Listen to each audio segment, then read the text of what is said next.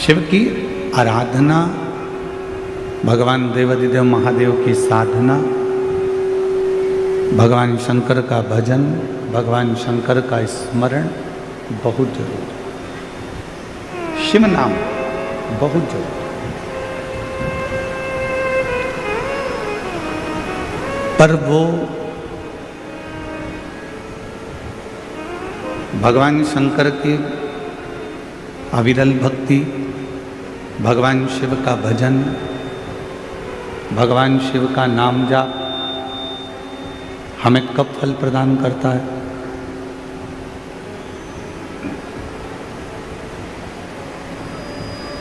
भगवान शिव की अविरल भक्ति हमें कब फल प्रदान करती है? जब हम एक स्वच्छ मन से, एक निर्मल मन से भगवान शिव की अविरल भक्ति कर रहे हैं। मालूम पड़े हमारे मन की पवित्रता ना हो, तन की पवित्रता तो हम कर ले। तन तो हमने साबुन से धो लिया, सर्फ लगा लिया, शैम्पू लगा लिया, तो शरीर की पवित्रता तो हो गई। पर शरीर की पवित्रता से ज़्यादा जरूरी है इस आत्मा की, इस मन की पवित्रता, इस हृदय की पवित्रता, इस दिल की पवित्रता। स्पीकर बढ़ाओ, स्पीकर नहीं बढ़े हैं, स्पीकर बढ़ाओ। और जब मन की पवित्रता बढ़ती है तो भगवान शिव की शरणागति जीव को अवश्य मिलती है। रामचरितमानस में भी यही कहा, निर्मल मन सो मोहि पावा। आपका यदि मन शुद्ध है, मन की पवित्रता है, यदि आपका मन शुद्ध भाव से भगवान देवाधिदेव महादेव का भजन कर रहा है, मन शुद्ध भाव से भगवान शंकर की भक्ति कर रहा है, तो ये निश्चित है कि भगवान देवाधिदेव महादेव करुणा सागर करुणा करते जरूर हैं। और शंभु शरण पड़ी मांगो घड़ी रे घड़ी, दुख काटो दया करी दर्शन आपो।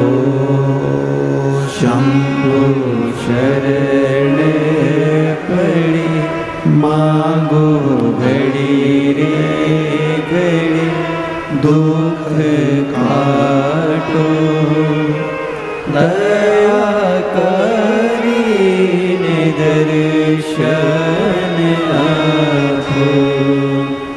मन की पवित्रता से शिव पद की प्राप्ति,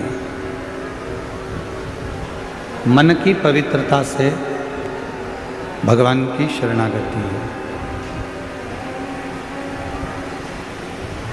तो शिव पुराण कहती है कि केवल तन धोने से परमात्मा नहीं मिल सकता। शिव महापुराण की कथा कहती है कि केवल तन साफ कर लेने से परमात्मा की प्राप्ति नहीं हो सकती। परमात्मा की प्राप्ति कब होगी? जब हमारे मन को हम निर्मल रखें।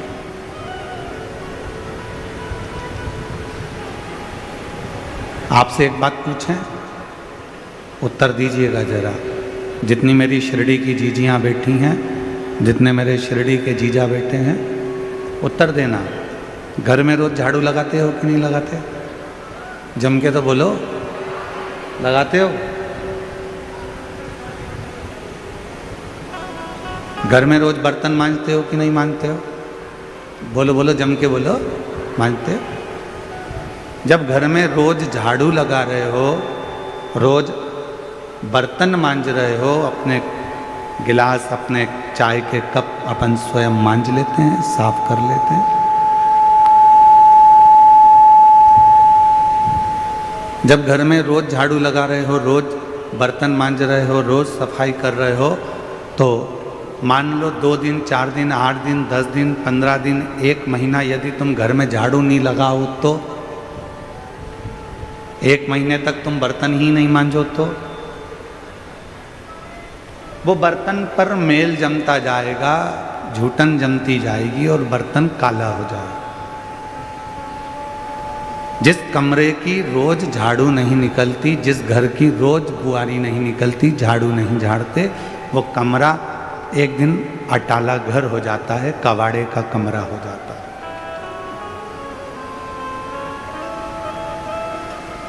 वो कबाड़ा रूम हो जाता है, भंगार ही भंगार मिलेगा उसमें, धूल ही धूल मिलेगी।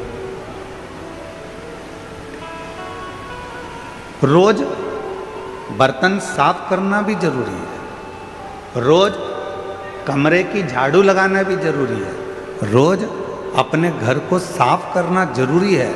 उसी तरह जैसे रोज कमरे की झाड़ू, रोज सफाई, रोज बर्तन मांजना जरूरी है, उसी तरह रोज नहाना भी जरूरी है। तो रोज शिव महापुराण की कथा सुनकर इस मन को साफ करना भी जरूरी है। प्रतिदिन कथा सुनो, प्रतिदिन भगवान की अविरल भक्ति को धारण करो, प्रतिदिन शिव नाम को जपो।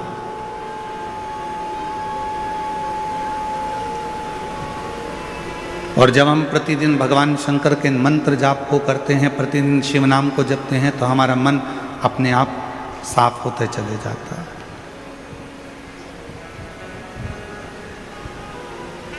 एक बड़ा सुंदर प्रसंग है, ध्यान से सुनना। एक दिन पर्वत ने नदियों से पूछा कि नदियों एक बात बताओ, तुम हमें छोड़कर चली क्यों जाती हो? गंगा कहां से प्रकट हुई? हिमालय से, पर्वत से। यमुना जी कहां से प्रकट हुई? हिमालय से, पर्वत से। अलकनंदा पर्वत से, मंदाकिनी पर्वत से, गोदावरी पर्वत से, नर्मदा पर्वतों से। तो जितनी नदियां हैं ये सारी बड़े बड़े पहाड़ों से, पर्वतों से, हिमालय से प्रकट हुई। तो एक दिन पर्वत ने कहा, पहाड़ों ने कहा, हिमालय ने कहा, पर्वतों ने कहा कि नदी तुम हमें छोड़कर क्यों चली जाती हो? पर्वत छोड़ देती हो और भूमि पर बहती रहती है।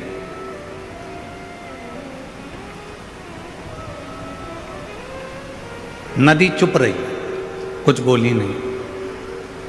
फिर पर्वत ने कहा कि नदी एक बात बताओ कि तुम हमको छोड़कर क्यों चली जाती हो? तब नदी ने उत्तर दिया पर्वत को कि पर्वत तुम बहुत कठोर हो,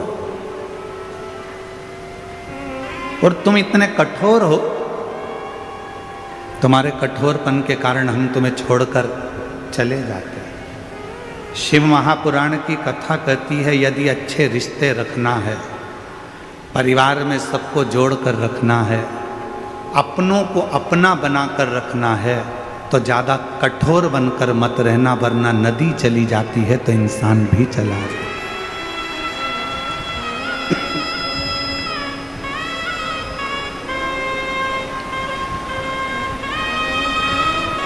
जितने कठोर रिश्ते हम, जितने कठोरपन हम रखेंगे, जितनी कठोरता हम रखेंगे, उतने हमसे रिश्ते दूर होते चले जाएंगे। कड़क रहो, मना नहीं है, पर इतने भी कड़क मत होना कि लोग ही तुमसे दूर हो जाए।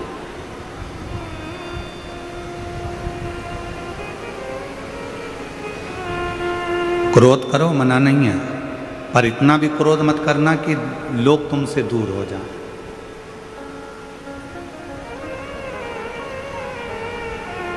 संसार में ऐसे कई लोग हैं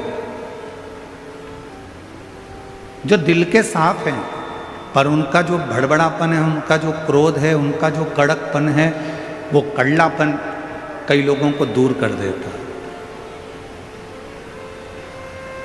जब पर्वत कठोर है तो नदी दूर चली जाती है, तो इंसान जब कठोर होता है, कड़ला होता है, अकड़ में आता है, तो लोग भी उससे दूर हट जाते हैं। लोग दूर।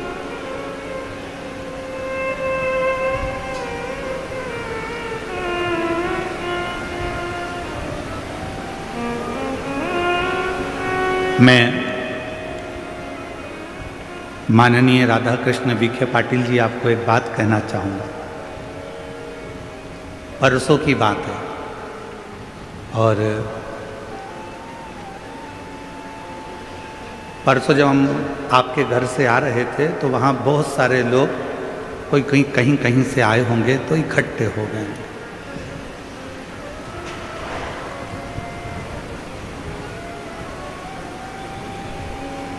तो उसमें से हमने एक व्यक्ति से, और एक महिला थी उनके साथ, और एक बच्चा था। शायद बच्चा को कोई तकलीफ होगी, कोई बीमार होगा, और माँ की गोद में वो बच्चा था, और वो आदमी भी, उसका पति भी वहीं पर था। तो हमने पूछा कि यहाँ तो इतनी फोर्स लगी हुई है, आसपास किसी को आने नहीं देते, तो तुम लोग यहाँ कैसे खड़े हो गए? इतनी फोर्स लगी है, पुलिस लगी है, हम जब निकल कर जा रहे हैं, तो तुम लोग इतने इकट्ठे कैसे हो गए? तो माननीय मैं विखे पाटिल जी को कहना चाहूँगा, उस महिला का और उसके पति का एक कहना था कि हमारे विखे साहब ऐसे हैं, हमको लगता ही नहीं है कि वो मंत्री हैं कि नेता हैं, वो तो हमारे घर जैसे लगते हैं। और उन्हीं ने हमको यहाँ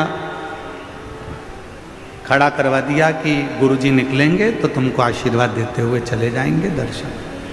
मैं आपकी ये सरलता को विखे साहब बहुत बहुत साधुवाद करता हूँ, प्रणाम करता हूँ। आपकी नम्रता, उस बहन का शब्द ही यही था, उस भाई का यही शब्द था कि हमको लगता ही नहीं कि वो मंत्री, हमको लगता ही नहीं कि वो नेता है, हमको तो लगता है कि हमारे घर का जैसे कोई सदस्य है, अपने मन की बात कह देना और उसको वो सुन ले। एक कितने भी उच्च पद पर बैठ जाओ, कितनी भी बड़ी उच्च पद पर पहुंच जाओ, ये शिव महापुराण की कथा कहती है, पर्वत से नदी कब दूर होती है? पर्वत जब कठोर हो जाता है तो नदी चली जाती है। व्यक्ति जब कठोर हो जाता है तो लोग दूर हट जाते हैं, पर व्यक्ति में जब नम्रता रहती है तो सारी दुनिया अपनी होती चली जाती है।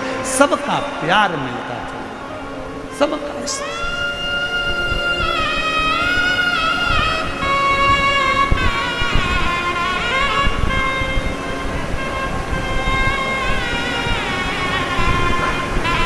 और हम भोले बाबा जी से यही प्रार्थना करते हैं, माननीय विखे पाटिल जी से, कि शिव जी की कृपा आप पर ऐसी ही बनी रहे और आपका नम्रता ऐसी ही बनी रहे। शिव जी की ऐसी करो, ऐसी नम्रता जीव को करीब लाती,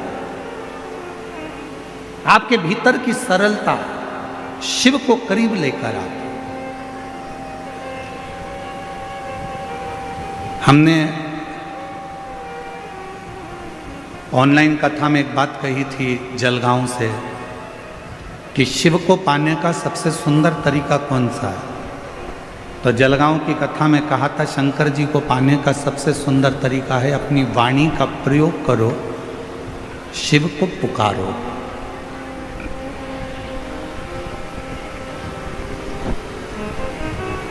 भगवान देवादिदेव महादेव को पाने का सबसे सुंदर तरीका है भगवान का भजन करो।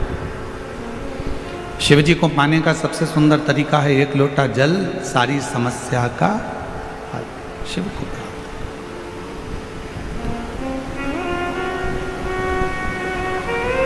दो परीक्षा होती है,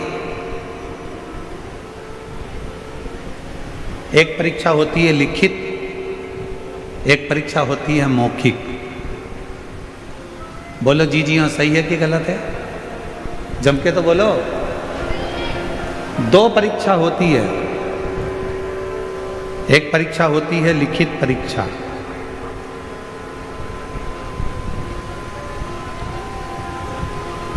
और दूसरी परीक्षा होती है मौखिक परीक्षा। लिखित परीक्षा में लिखना पड़ता है और मौखिक परीक्षा में बोलना पड़ता है।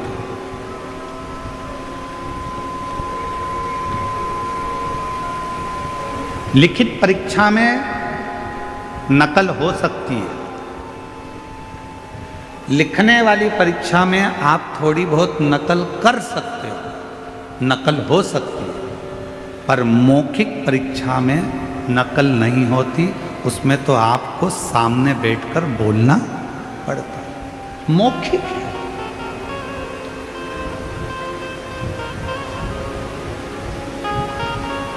लिखित परीक्षा के नंबर थोड़े बहुत कट सकते हैं, पर मौखिक परीक्षा जो लेने के लिए बैठा है वो आपके बोलने के तरीके को देखकर नंबर बढ़ा भी देता है और नंबर चढ़ा भी देता है और तुम्हें पास करा भी देता है। मौखिक परीक्षा।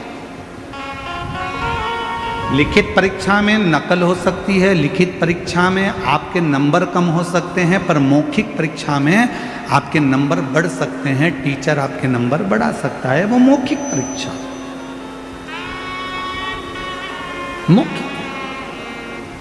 उसी तरह शिव महापुराण की कथा कहती है कि मेरे देवादिदेव महादेव को यदि प्राप्त करना है तो मौखिक परीक्षा दो।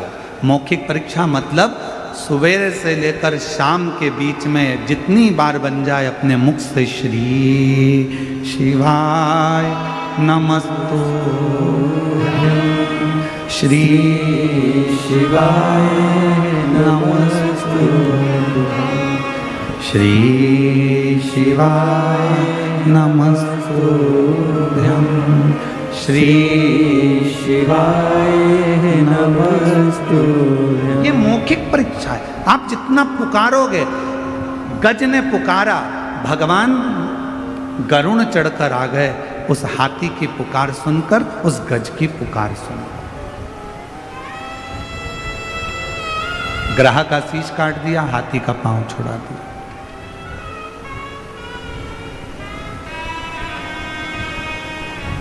एक चींटी भी अगर पुकारती है, भगवान दौड़ कर आते हैं। एक जीव भी जरा सा पुकारता है, भगवान दौड़ कर आते हैं। यह मौखिक परीक्षा है। आप जितने प्रेम से परमात्मा को पुकारोगे, आप जितने प्रेम से भगवान को बुलाओगे, मेरा परमात्मा उतने प्रेम से दौड़ कर आता है। जब आप और हम शिव महापुराण की कथा को सुनते हैं, भगवान शंकर की कथा को श्रवण करते हैं और कथा सुनने के बीच में बैठकर श्री शिवाय नमस्तुभ्यम जब आंख बंद कर कर, नेत्र बंद कर कर, हाथ जोड़कर जब हम शिव का मंत्र उच्चारण करते हैं और बाद में जब अपने दिल की बात कहते हैं, तो मेरा शंकर भगवान वो 3 महीने में पूर्ण कर ही देता है। ये पुकार है, ये पुकार।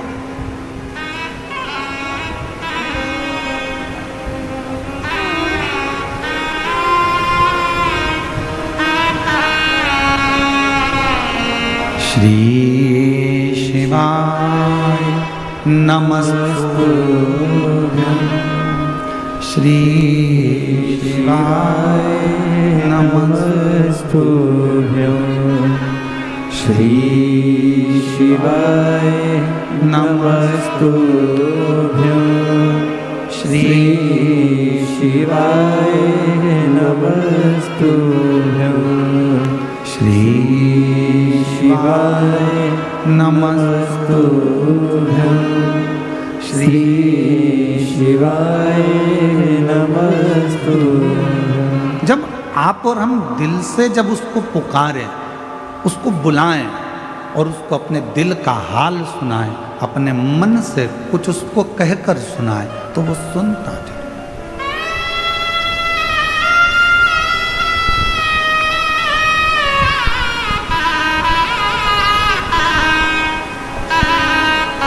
आप अपने मन का भाव कहो उसको।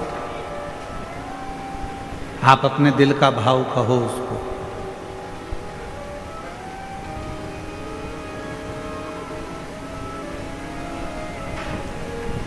केवल टाइम बर्बाद करने के लिए शिव महापुराण की कथा में बिल्कुल मत जाओ। अपना समय बर्बाद करने के लिए शिव महापुराण की कथा में बिल्कुल मत जाना। यदि आए हो, पंडाल में जगह नहीं है, बाहर जहाँ छांव मिल जाए वहाँ बैठकर जितनी देर की कथा मिल जाए उतनी देर की सुनना। जब उठकर जाओ वहाँ से, आरती हो जाए, वहाँ की भूमि को नमन करना, मिट्टी को अपने सिर पर लगाना, प्रणाम करना, प्रार्थना करना, बाबा बड़ी आस लेकर आया हूँ तेरे दरवाजे पर, मेरी ये कामना है बाबा पूर्ण करना।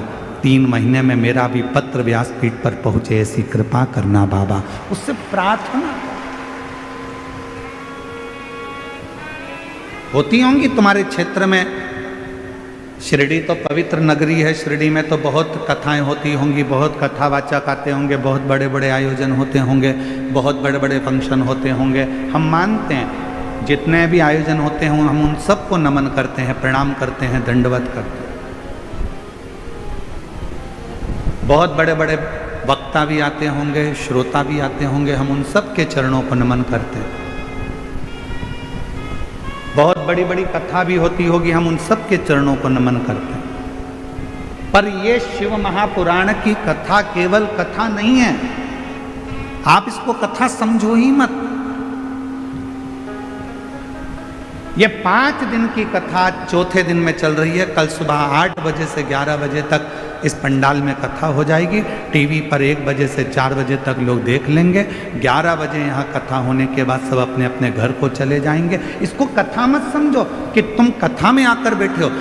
शिरडी क्षेत्र में ढेरों कथा होती होगी, बड़ी बड़ी कथा होती होगी, हम मना नहीं करेंगे। जितने वक्ता, जितने श्रोता, सबको नमन करते हैं क्योंकि धर्म नगरी है शिरडी, हम उसको प्रणाम करते हैं। पर कोई कहे कि ये शिव महापुराण की कथा है, नहीं भाई, ये 5 दिन मेरे शंकर जी से अपने दिल की बात कहने के लिए एक बेटा और बेटी अपने बाप के पास आते हैं और अपने पिता से कहकर जाते हैं।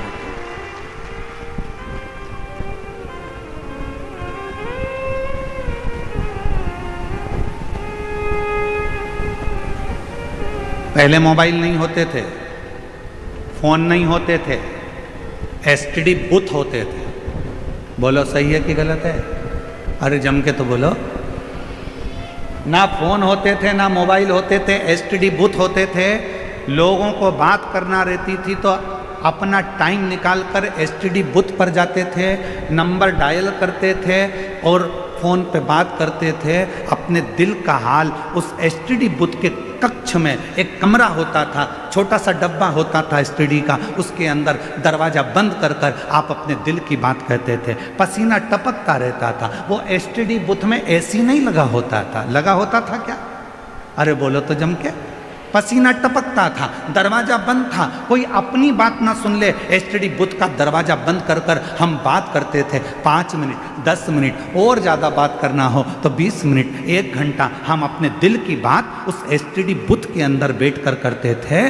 उसी तरह जैसे पहले फ़ोन नहीं होते थे, पहले मोबाइल नहीं होते थे, तो लोग एसटीडी बूथ में जाकर बात करते थे अपने दिल की, जिससे करना होती थी। उसी तरह आज भी ये शिव महापुराण का जो पंडाल है ये एसटीडी बूथ है और आप अपने अपने घर से आकर परमात्मा से बात करते हो। यहाँ बैठकर आप शिव से बात कर रहे हो, यहाँ बैठकर आप शंकर जी से बात कर रहे हो, यहाँ बैठकर आप अपने दिल का हाल अपने देवादिदेव महादेव को श्रवण करा रहे हो।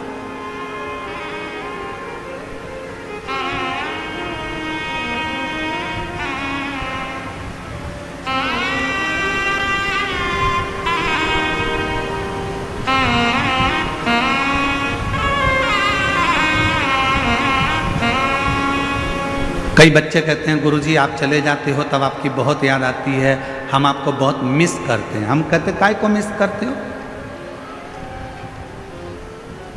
हम कहीं थोड़ी ना चले गए। यदि आपने शिव महापुराण की कथा को श्रवण करा है तो तुम्हारे कानों के माध्यम से हम तुम्हारे हृदय में हमेशा बैठे हैं, मिस नहीं वित हैं हम। मिस वाले नहीं हैं कि हम आप हमको मिस करें, ना ना, हम तो आपके साथ।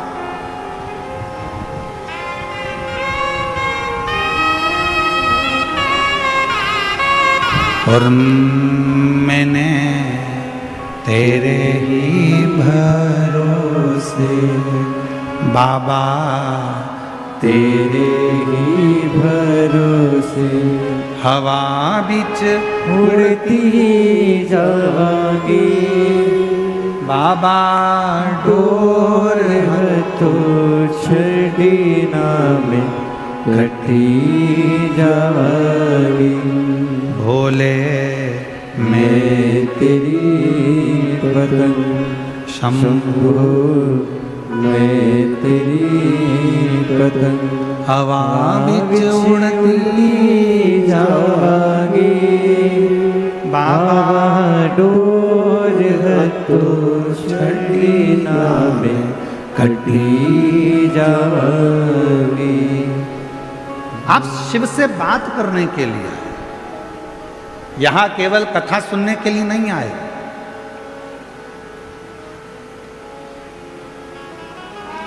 कथा तो आप अपने घर पर बैठकर टीवी पर भी सुन सकते थे। बोलो बोलो, सही है कि गलत है? घर पर बैठते टीवी पर कथा सुन लेते, पर लाखों की संख्या में आप लोग आए हो। ये पंडाल इतने बड़े बड़े, अगर इन पंडालों को सीधा सीधा लगा दिया जाए तो लगभग 4 किलोमीटर से 5 किलोमीटर दूर तक के पंडाल हैं ये, जिसमें आप बैठे हो। अब इन पंडाल के बाहर भी लोग बैठे हुए हैं, पीछे भी लोग बैठे हुए हैं, दाएं बाएं जहां जहां लोगों को जगह मिल रही है।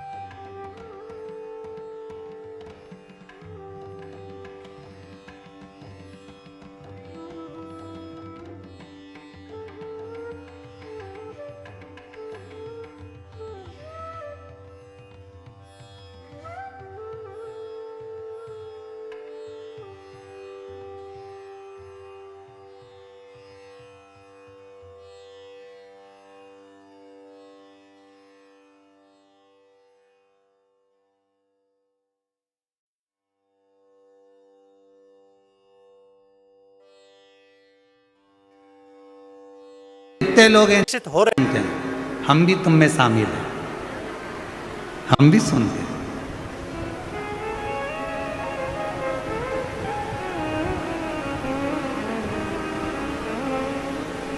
जब खुशी होती है तो गाने सुनते हैं। बोलो बोलो, जम के बोलो, थोड़ा थोड़ा गुनगुना भी लेते हैं। खुशी में केवल आप और हम गाने सुनते हैं, और जब दुख आता है तो गाने सुनते हैं, पर गाने के जितने बोल होते हैं उन बोल को अपने ऊपर हम महसूस करते हैं। दुख आया, तकलीफ आई, कष्ट आया, तो गाने के जो बोल हैं उसको हम अपने ऊपर महसूस कर रहे हैं। कहीं चोट लग गई दिल में, हृदय में किसी ने धोखा दे दिया, और गाने सुन रहे, दिल के अरमा आंसुओं में बह गए, तो अपने ऊपर महसूस कर रहे हैं मेरी पूरी जिंदगी बर्बाद कर दी मैंने, कितना अच्छा, कितना साथ दिया था और मेरा पूरा जीवन। उस गाने के बोल को हम अपने ऊपर महसूस कर रहे हैं।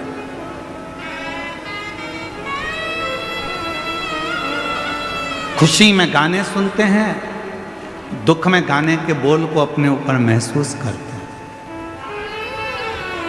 शिव महापुराण की कथा कहती है 3 घंटे की कथा में आप 2-2.5 घंटे कथा सुनते हो, 2-2.5 घंटे की कथा में आप जब 5 मिनट श्री शिवाय नमस्तुभ्यम कहने का आए, भोला मेरा सब दुख काटो, ये बोलने का आए, उस समय पर शंकर को अपने पास में महसूस करना प्रारंभ करो कि मैं शिव मेरे पास में बैठे हैं और मैं शंकर को अपने हृदय का भाव कर रहा हूं।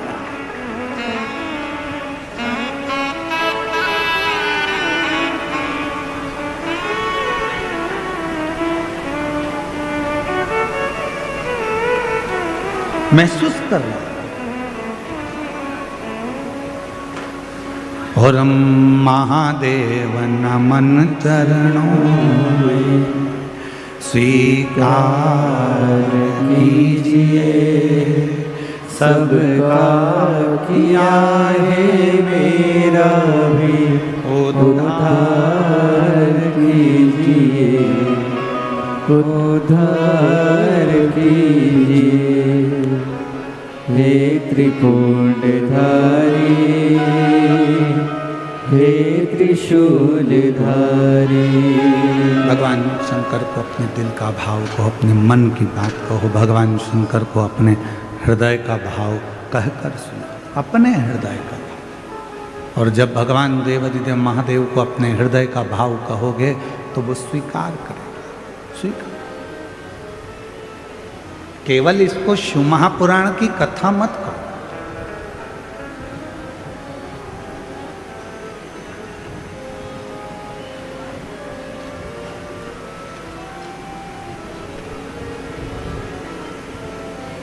उसकी प्राप्ति का केंद्र बिंदु है ये शंकर की कथा।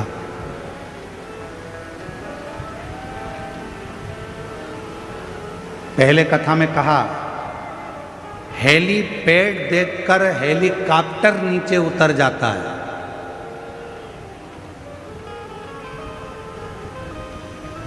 हेलीपैड देखकर हेलीकॉप्टर नीचे उतर जाता है और शिव महापुराण कथा का पंडाल देखकर मेरा देवाधिदेव महादेव नीचे उतर जाता है। मेरा शिव आता है। अब आप उसको पहचानो ना पहचानो ये आपके ऊपर, आप उसे जानो ना जानो ये आपके ऊपर, आप किस भाव में उसको भज रहे हो ये आपके ऊपर।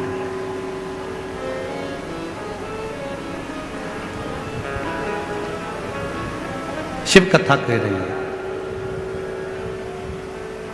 एक बार मां पार्वती जी भगवान शंकर जी को लेकर अपने पिता हिमालय राज जी से मिलने के लिए गई।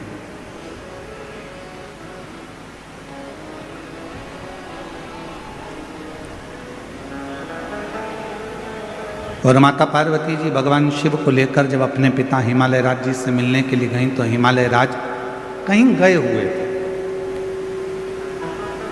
हिमालय राज वहां पर थे नहीं।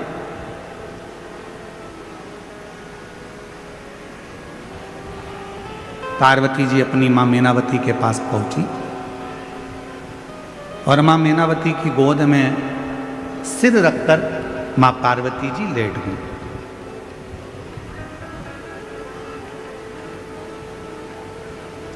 कुछ देरी हुई और कुछ देरी के बाद हिमालय राज आ गए और हिमालय राज जैसे ही आए तो पार्वती जी उनसे जाकर गले लगे। शिव महापुराण की कथा कहती है बेटा मां को प्रिय होता है और बेटी बाप को प्रिय होती है। बेटी की प्रियता बाप को,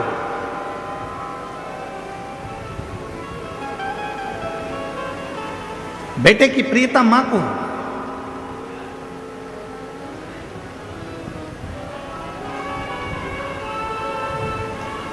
अगर बेटे को कुछ चाहिए होगा ना तो सबसे पहले वो अपनी मम्मी से कहेगा, मम्मा आई 500 रुपए की जरूरत है, आई पापा से कहना दिलाना, भाऊ से बोलना 500 रुपए दे। बेटे को जरूरत होती है तो वो अपनी माँ से कहता है, और बेटी को किसी भी चीज़ की जरूरत होती है सबसे पहले अगर बेटी बोलती है तो अपने पापा से कहती है, पापा ऐसी बात है, मुझे पढ़ाई करना है, इस कॉलेज में जाना है, इस स्कूल में जाना है, मुझे ऐसा करना है, मुझे ये कोचिंग करना है, मुझे ये करना है। उसकी प्रियता उसके पिता से।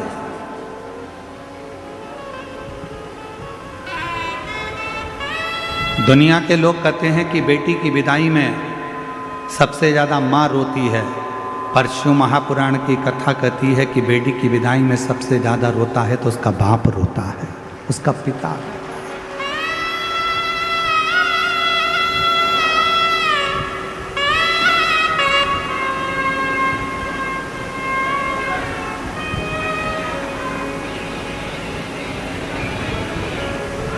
दुनिया का एक दान सबसे विचित्र दान है और वो है कन्यादान। दुनिया का एक दान सबसे विचित्र दान है और वो है कन्यादान। एक बाप अपने दिल की, अपने घर की सारी खुशियां दूसरे के हाथ में दान दे देता है, अपनी बेटी का दान कर देता है।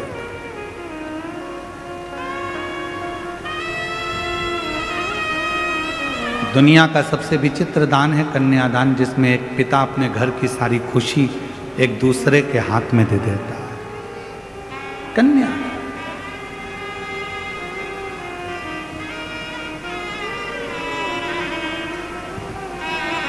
दान देने वाले ने तो दे दिया, पर दान लेने वाले ने उसको समझा कि नहीं समझा ये पता नहीं। जितने बैठे हो सकता है हमारी बात का आपको बुरा लग जाए, और लग जाए तो लग जाए, पर शिरडी में कहकर जरूर जाऊंगा। जितने बैठे हो और जितने आस्था चैनल पर कथा श्रवण कर रहे हो, जितने फेसबुक यूट्यूब पर सुन रहे हो, जितने सोशल मीडिया पर कथा सुन रहे हो सकता है हमारी बात का आपको बुरा लग जाए, पर कहूंगा जरूर। देने वाला व्यक्ति देता है और लेने वाला व्यक्ति लेता है। लेने वाले ने लिया, देने वाले ने दिया। देने वाले को मालूम है अगर वो साड़ी दे रहा है तो देने वाले को मालूम है कि साड़ी कितने की आई, 500 की कि 1000 की। उसने उठाई, तुमको दे दी। लेने वाले ने क्या कीमत आकी हो, इकट्ठी ले आया होगा, 200-300 रुपए की होगी। बोलो बोलो, सही है कि गलत है? देने वाले ने कीमत बाजार से लाया देने वाला, और कीमत आंक कर देने वाला जब लेकर आया उस साड़ी को, उस वस्त्र को, उस आभूषण को, उस बर्तन को, उस रकम को, उस सामान को उसने उसको देना था, तो वो लेकर आया तो उसके पास कीमत की थी। जिसने ली उसने कीमत नहीं आकी, उसने कीमत नहीं देखी। जिसने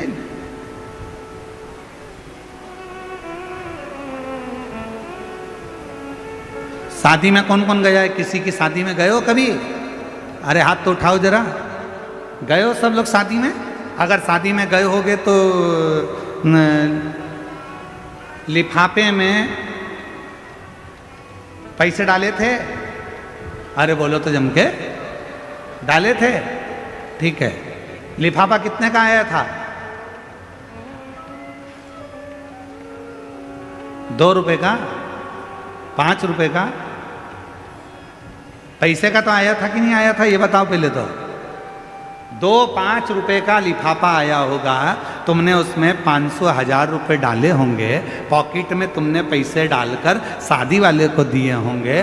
तुमने वो लिफाफा 5 रुपए का खरीदा, सुंदर से सुंदर खरीदा कि अपने रिश्तेदार की शादी है, अच्छा दूंगा।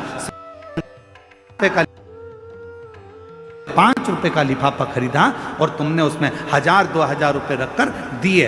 अब लेने वाले ने तो केवल अंदर से जो 1100 रुपए थे, 500 रुपए थे, वो निकाले और उस लिफाफे को उठाकर फेंक दिया। उसने उसकी कीमत समझी क्या? उसने उसकी कीमत जानी क्या? देने वाले को मालूम है कि कीमत कितनी है, पर लेने वाला कभी कीमत नहीं जान पाता कि उसको तो लगता है हाओ। तो शिव पुराण की कथा कहती है दुनिया में सबसे बड़ा विचित्र दान है कन्यादान। एक बाप, एक घर का व्यक्ति अपने घर की सारी खुशियों को, पूरी खुशियों को किसी दूसरे के हाथ में दे देता है।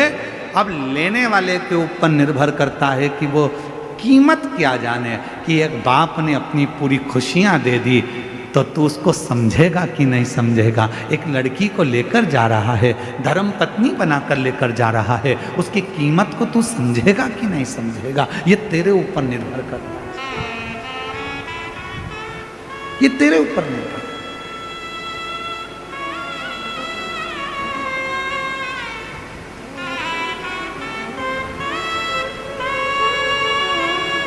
पार्वती जी माँ की गोद में सिर रखकर सो रही थी और माता पार्वती जी जब अपनी माँ मैनावती की गोद में सिर रखकर सो रही थी, पिताजी हिमालय राज का आगमन हो गया और जैसे ही हिमालय राज का आगमन हुआ तो पार्वती जी दौड़ पड़ी, अपने पिता से गले लगने के लिए दौड़ी माँ पार्वती।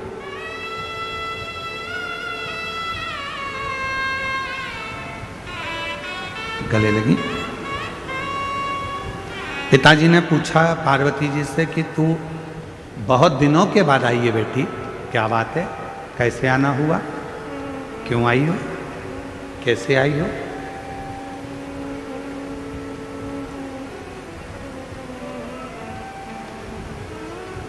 दुनिया में केवल एक बेटी ऐसी होती है जो अपने बाप के चेहरे को देखकर पहचान जाती है कि पापा को तकलीफ क्या है। दुनिया में केवल एक बेटी ऐसी होती है जो अपने पापा के, अपने भाऊ के, अपने पिता के चेहरे को देखकर पहचान जाती है, अपने पिता के चेहरे को देखकर पहचान जाती है कि पिता को दुख क्या है, तकलीफ क्या है, कष्ट क्या है।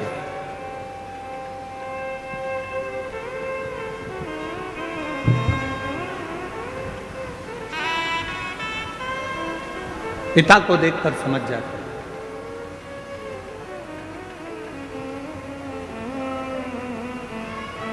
एक बेटी का और बाप का संबंध ही ऐसा होता है। बेटी बाप का चेहरा देखकर पहचान जाती है कि पापा को तकलीफ क्या है, और बाप फोन पर भी अगर बात करेगा ना बेटी से तो समझ जाएगा कि मेरी बेटी को तकलीफ क्या है। ये संबंध है, एक पिता का और पुत्री का संबंध, एक बाप और बेटी का संबंध। समझ जाए। बस जैसे एक पिता अपनी बेटी के मुख से शब्द सुनकर समझ जाता है कि इसको तकलीफ क्या है, एक बेटी अपने बाप का चेहरा देखकर समझ जाती है कि तकलीफ क्या है। उसी तरह जब तुम एक लोटा जल लेकर देवाधिदेव महादेव को चढ़ाने के लिए जाते हो, तुम मंदिर की सीढ़ी चढ़ते ही हो, उतनी देर में शंकर भगवान समझ जाते हैं कि मेरी बेटी का दुख क्या है, तकलीफ क्या है, कष्ट क्या है, मेरे बेटे को तकलीफ क्या है, मेरे पुत्र को तकलीफ क्या है, मेरी बेटी को तकलीफ क्या है, वो समझ जाए।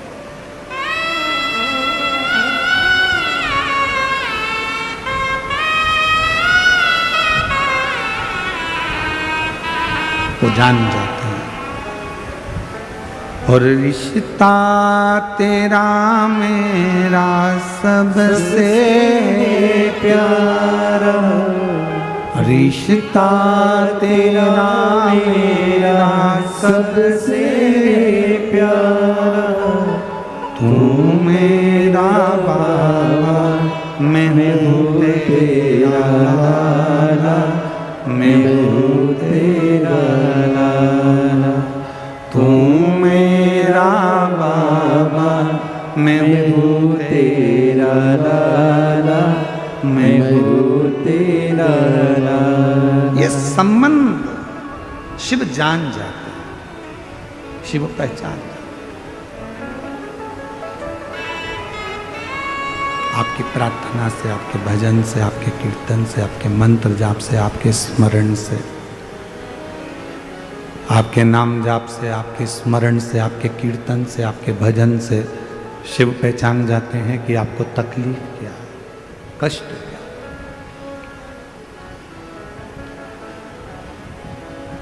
अपनी व्यासपीठ से हम हमेशा एक बात कहते हैं कि कितनी भी तकलीफ हो, शिव जी का मंदिर कभी मत छोड़ना। जिसने शंकर भगवान के मंदिर में जाना नहीं छोड़ा, शंकर भगवान ने उसका हाथ कभी नहीं छोड़ा, उसको मंजिल तक पहुंचाया। कितना भी दुख हो, कितनी भी तकलीफ हो जाती,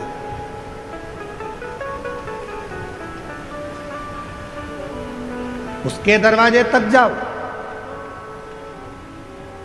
आषाढ़ी एकादशी का समय आए, आषाढ़ी एकादशी के पहले बारी निकलती है, पूरा महाराष्ट्र बारी करता है। पूरा महाराष्ट्र अपने घर के बच्चों को प्रेरणा दो, अपने घर के बच्चों को समझाओ कि हर घर से कम एक ना एक व्यक्ति बारी के लिए, पंडरीनाथ के लिए निकलना चाहिए। क्योंकि पूरी दुनिया में, पूरे विश्व में केवल एक मंदिर है भगवान हरि विट्ठल का, जिनके मस्तक पर शंकर भगवान का शिवलिंग विराजमान है।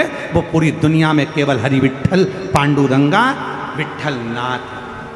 पूरी दुनिया में केवल एक देवता ऐसे हैं, हरि विट्ठल पांडुरंगा, जिनके मस्तक पर भगवान शंकर का शिवलिंग विराजमान है, जिनके सिर पर शिवलिंग है। पूरी दुनिया में कोई मंदिर नहीं मिलेगा ऐसा। इतना प्रेम भगवान हरि विट्ठल का, भगवान नारायण का, जिस समय पर भगवान सबसे पहली वारी मेरे देव अधिदेव महादेव ने कैलाश पर्वत से पंडरीनाथ तक करी थी, पंढरपुर तक करी थी, सबसे पहली वारी। प्रथम वैष्णव है भगवान शंकर, प्रथम वारी करने वाले हैं भगवान शंकर, जो कैलाश पर्वत से काशी आए और काशी से मां पार्वती को साथ में लेकर वारी करने के लिए निकले और पंडरीनाथ हरि विट्ठल पंढरपुर तक गए। जब पंढरपुर में पहुंचे, इतनी भीड़ थी पंढरपुर में कि भगवान देवाधिदेव महादेव ने विचार करा, करूं क्या? नंदी को एक ओर छोड़ दिया, गणेश जी को दरवाजे पर छोड़ दिया, पार्वती को दूर छोड़ दिया और अकेले महादेव खड़े थे। तब मेरे हरि विट्ठल, मेरे पांडुरंगा हरि विट्ठल ने देखा मेरे महादेव आए हैं, अकेले खड़े हैं। तब शंकर भगवान को लेने के लिए मेरे पांडुरंगा हरि विट्ठल दौड़ कर आ गए। शंकर भगवान को देखा हरि विट्ठल ने, तो हरि विट्ठल ने कहा, चलो प्रभु। शंकर जी कहने लगे, इतनी भीड़ अंदर कैसे जाऊंगा? तब भगवान हरि विट्ठल ने कहा, आप भीड़ में मत चलो, आप मेरे सर पर बैठकर चलो। शंकर जी को सर पर लेकर चल दिए मेरे पांडुरंगा हरि विट्ठल। भारत की भूमि पर नहीं, पूरे विश्व में केवल एक मंदिर हरि विट्ठल पांडुरंगा का, मेरे नारायण का ऐसा है, जिनके सिर पर स्वयं शिव जी का शिवलिंग विराजमान है। शिवलिंग। और जब आप और हम विट्ठल विट्ठल कहते हैं ना, तो सबसे ज्यादा प्रसन्न कौन होते हैं? बोलो, जम के बोलो। हरि विट्ठल प्रसन्न होते हैं क्या? नहीं। जब हम विट्ठल विट्ठल विट्ठल विट्ठल विट्ठल विट्ठल पांडुरंगा विट्ठल हरि विट्ठल जब बार बार पुकारते हैं, तो सबसे ज्यादा प्रसन्न मेरे देव अधिदेव महादेव हो जाते हैं। पांडुरंगा का नाम सुन प्रसन्न हो।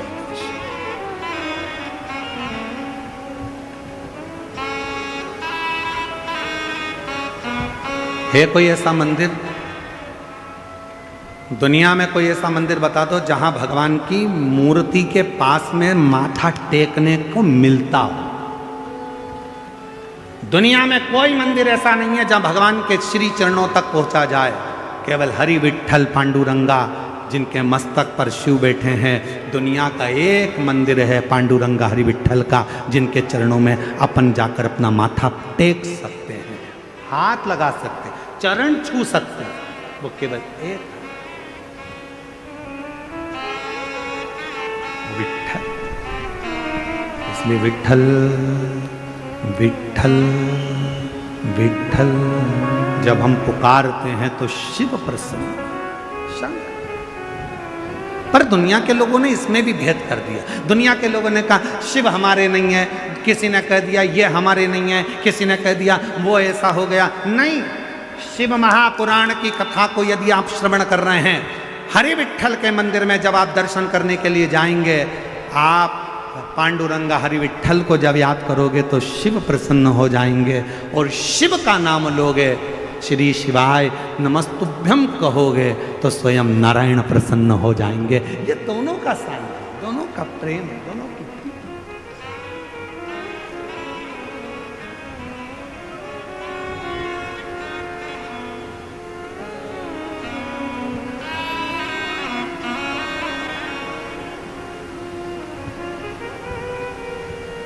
दोनों की।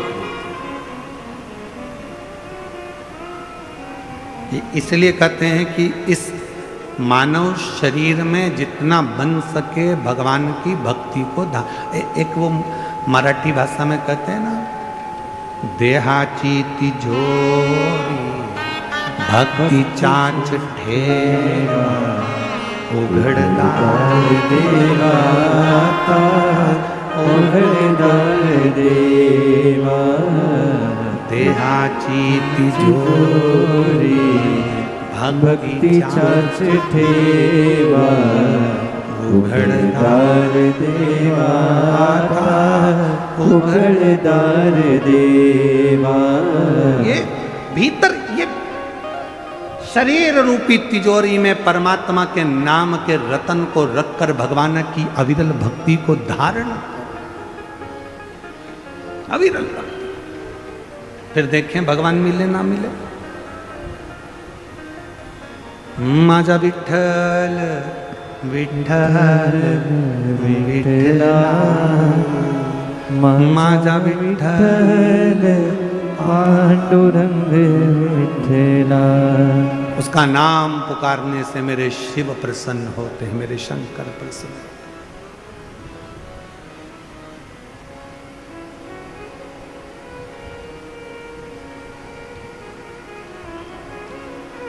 एक लाइन सुनिए आप लोगों ने कहीं पर, राधे राधे जपो चले, बोलो तो चले आएंगे बिहारी। बोलो तो जरा जम के, क्या बोलते हो? राधे राधे जपो, अरे बोलो तो चले आएंगे बिहारी। आज हम शिरडी में कहकर जा रहे हैं, विठ्ठल विठ्ठल जपो चले आएंगे त्रिपुरारी। दौड़ कर आए, तुम विठ्ठल जपो, तुम पांडुरंगा जपो, तुम हरि विठ्ठल को भजो। मेरा त्रिपुरारी, मेरा कैलाशी, मेरा अविनाशी, मेरा शिव दौड़ कर आएगा। क्योंकि शिव में और नारायण में भेद नहीं है, हरि विठ्ठल में और शंकर में भेद नहीं है, दोनों एक, दोनों।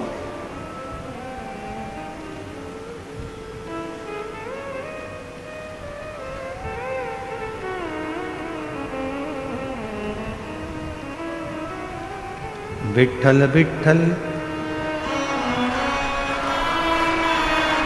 विठ्ठल विठ्ठल विठ्ठला हरि ओम विठ्ठला विठ्ठल विठ्ठल विठ्ठला। अरे राधे राधे जपो चले आएंगे बिहारी।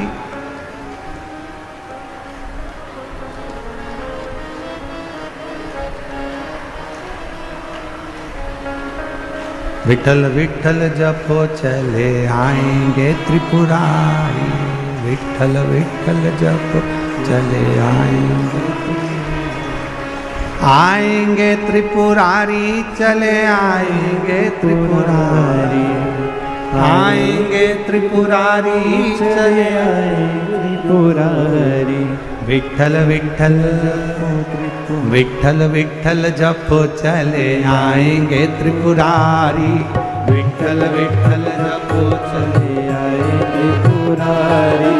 विठल विठल जपो चले आएंगे त्रिपुरारी। विठ्ठल विठ्ठल जपो चले आएंगे त्रिपुरारी। ओ आएंगे त्रिपुरारी, चले आएंगे त्रिपुरारी, आएंगे त्रिपुरारी, चले आएंगे त्रिपुरारी। ओ आएंगे त्रिपुरारी, चले आएंगे त्रिपुरारी, आएंगे त्रिपुरारी, चले आएंगे त्रिपुरारी। ओ विठ्ठल विठ्ठल, ओ विठ्ठल विठ्ठल, ओ विठ्ठल विठ्ठल जपो चले आएंगे त्रिपुरारी। विठ्ठल विठ्ठल जपो चले आएंगे त्रिपुरारी। विठ्ठल विठ्ठल जपो चले आएंगे त्रिपुरारी। विठ्ठल विठ्ठल जपो चले आएंगे त्रिपुरारी।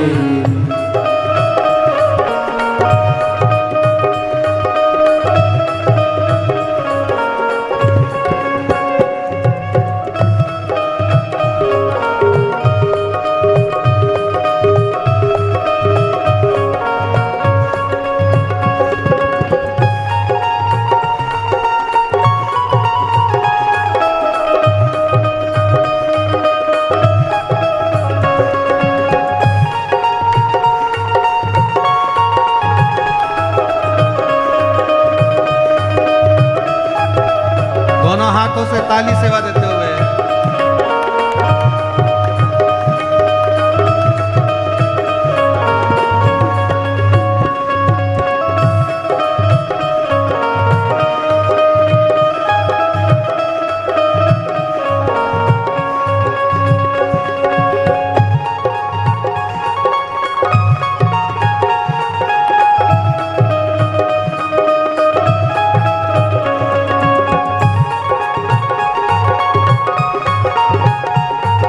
पीछे वाले भी दोनों हाथों से बड़े प्रेम से, और जितने बाहर खड़े हैं पेड़ों के नीचे दुकानों में दोनों हाथों से।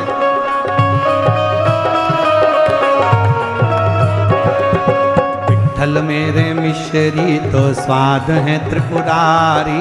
विठ्ठल मेरी मिश्री तो स्वाद है त्रिपुरारी। ओ विठ्ठल मेरे मिश्री तो स्वाद है त्रिपुरारी।